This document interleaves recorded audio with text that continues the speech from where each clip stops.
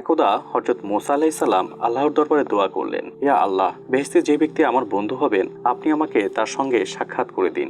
আল্লাহ রাব্বুল আলামিন বললেন, হে মুসা, অমুক শহরের অমুক বাজারে গিয়ে দেখো এইরূপ চেহারার এক কসাই পাবে, সেই ব্যক্তি বেহেশতে তোমার বন্ধু হবেন। এই নির্দেশ পেয়ে হযরত মুসা আলাইহিস সালাম বাজারের উদ্দেশ্যে রওনা হলেন এবং যথাসময়ে নির্দিষ্ট স্থানে উপস্থিত হয়ে মাগরিবের নামাজের সময় পর্যন্ত দাঁড়িয়ে থেকে ওই কসাইয়ের অবস্থান অবলোকন করলেন। তিনি দেখলেন ওই কসাই সন্ধ্যার সময় কিছু গোশত একটি ব্যাগের ভিতরে নিয়ে বাড়ির উদ্দেশ্যে রওনা হলেন। হযরত মুসা আলাইহিস সালাম ওই কসাইকে বললেন, ও হে, তুমি কি আমাকে তোমার বাড়িতে মেহমান হিসেবে নিতে পারো? তিনি বললেন, হ্যাঁ। অতঃপর তিনি তার সঙ্গে তার বাড়িতে গেলেন।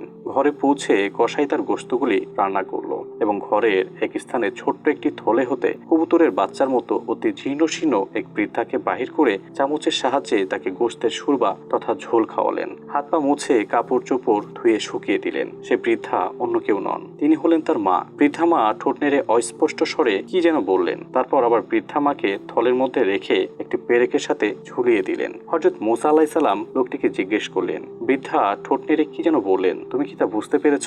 তিনি বললেন, বৃদ্ধা তথা আমার মা এই বলে দোয়া করলেন যে, হে আল্লাহ, তুমি আমার পুত্রকে বেহেশতে মুসা নবীর সঙ্গী করো। হযরত মুসা আলাইহিস সালাম বললেন, এই বিষয়ের তাৎপর্য তো আমি কিছুই বুঝলাম না। তিনি বললেন, ইনি আমার জননী। বার্ধক্যের কারণে তিনি এত বেশি দুর্বল হয়ে পড়লেন, কোন রকম ওঠা বসা ও চলাফেরা করার শক্তি তার নেই। সুতরাং আমি এভাবে তার খেদমত করি এবং তাকে খাওয়াই ও পড়াই। এইসব শুনে হযরত মুসা আলাইহিস সালাম নিজেই নিজের পরিচয় বর্ণনা করলেন। বললেন, ধন্যবাদ তোমাকে, আমি মুসা আলাইহিস সালাম, আর তুমি বেহেশতে আমার সঙ্গী হবে।